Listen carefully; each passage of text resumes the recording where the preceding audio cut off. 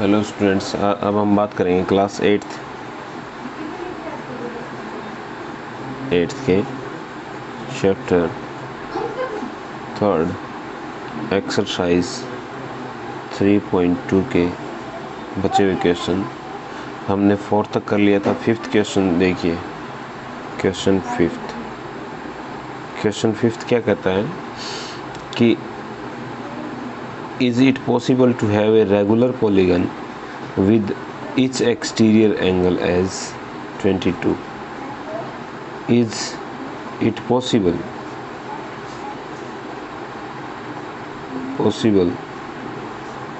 to have a regular polygon with its exterior angle as 22 डिग्री। तो मैं आपको बता देता हूँ कि रेगुलर पॉलीगन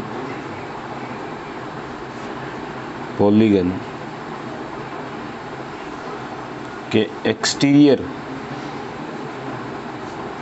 एक्सटीरियर और इंटीरियर एंगल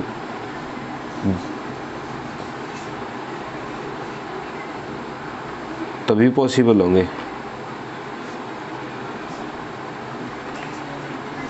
जब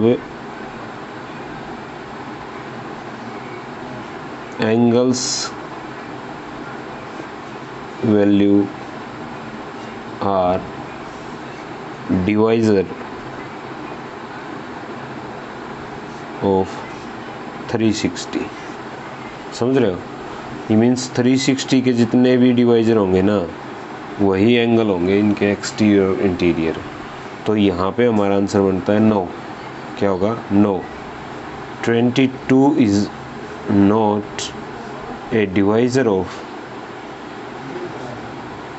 360। 22 डिग्री है, वो क्या है? 360 का डिवाइजर नहीं है, इसलिए क्या हो जाएगा? Not possible.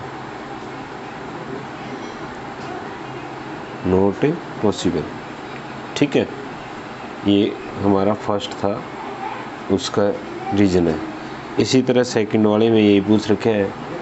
ये कह रहा है कि आपको can it an interior angle of regular polygon. Interior हो सकता है। इंटीरियर क्या होगा? यानी 180 में से 22 घटाएंगे तो आपके पास में बच गया 158 डिग्री। क्या बच गया? 158 डिग्री। तो ये इंटीरियर भी पॉसिबल नहीं होगा। वही रीज़न हो जाएगा, because of 158 is not a divisor of 360, so not possible. इसमें भी क्या आ गया आपका? नॉट पॉसिबल हो गया ये वाला भी। ठीक है। क्वेश्चन 6 पे आ जाइए। क्वेश्चन 6 क्या कहता है? What is the minimum interior angle possible of a regular polygon. Interior angle क्या हो सकता है एक पॉलीगन में, और वो कौन सा होना चाहिए? रेगुलर पॉलीगन होना चाहिए। रेगुलर पॉलीगन तो स्मॉलेस्ट रेगुलर पॉलीगन है आपके पास में इक्विलैटरल ट्रायंगल। स्मॉलेस्ट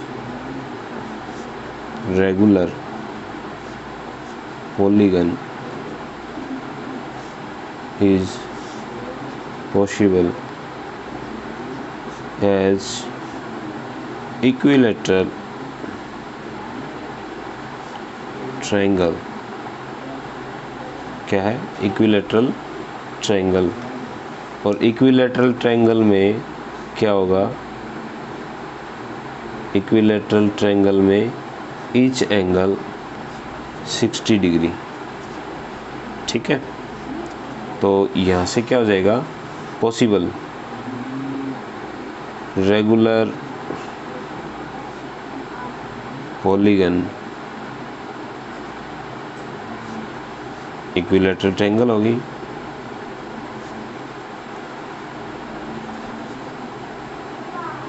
और पॉसिबल एंगल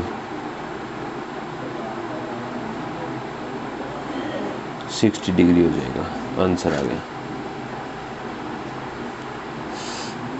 इसी का सेकंड पार्ट में क्या कहता है आपको ये,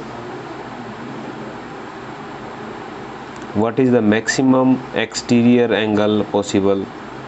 सेम हो जाएगा इसी के अंदर ही, क्या, इक्विलैटरल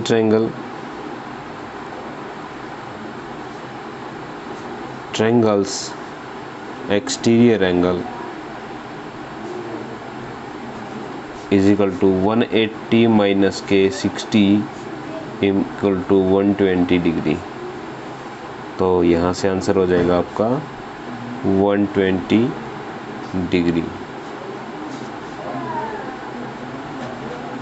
इस वाले में 60 डिग्री था इंटीरियर और ये वाला रेगुलर पॉलीगन। तो रेगुलर पॉलीगन की शुरुआत हमारे पास में इक्विलैटरल ट्रायंगल से होती है, जिसका इंटीरियर एंगल 60 डिग्री होगा और एक्सटीरियर क्या होगा 120 डिग्री। दोनों के आंसर मिल गए यहाँ से। ओके स्टूडेंट्स, फिर बात करते हैं हम नेक्स्ट एक्सरसाइज, जिसके अंदर हमारे पास में दिए गए क्या है, पैरेललोग्राम क्वाड्रिलेटर के बारे में बात की गई है। चलिए फिर बात करते हैं कैसे क्या कुछ है।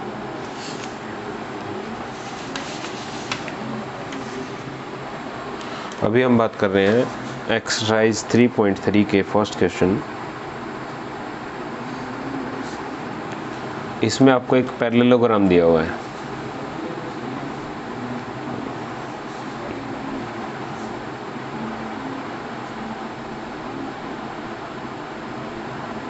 कुछ ऐसे करके, ठीक है, इसके डायगोनल हैं, ये कुछ ऐसे दे रखे हैं, ऐसे ए बी सी और ये डी और इंटरसेक्ट कर रहा है ओ। तो गिवन आपके पास में पैरेललोग्राम, और इसमें कुछ फिल इन द ब्लैंक्स दे रखे हैं। जैसे फर्स्ट है तो यहाँ पे दे रखा है आपको ए डी इक्वल टू क्या आएगा, ये पूछ रखा है आपसे। तो ए डी इक्वल टू आएगा इधर से बी सी। कैसे, ए डी, ये वाली A D equal to B C. तो हम इसके नीचे रीजन देंगे क्या, since opposite side of parallelogram are equal. क्या हो जाएगा, सिंस अपोजिट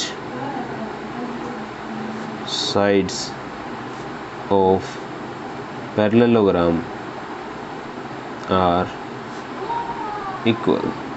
ओके, फिर अगले वाले में दिया आपको एंगल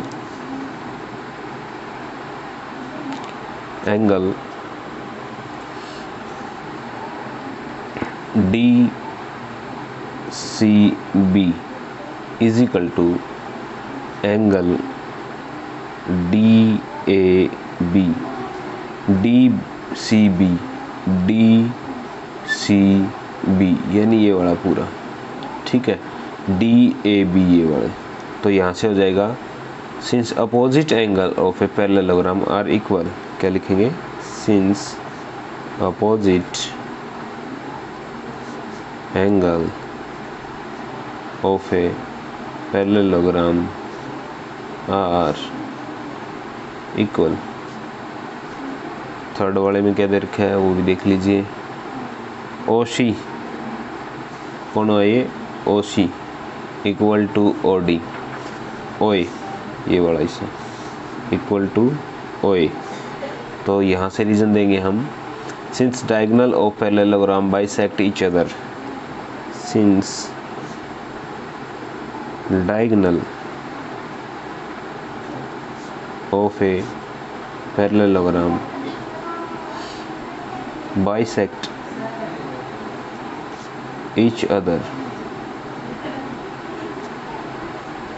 और फोर्थ में क्या आ गया last, measure of angle D A B plus measure of angle CDA is equal to 180 degree is equal to 180 degree. तो इसका रीजन होगा sum of adjacent angle parallelogram are supplementary. क्या लिखेंगे? Sum of adjacent angle of in a parallelogram are supplementary.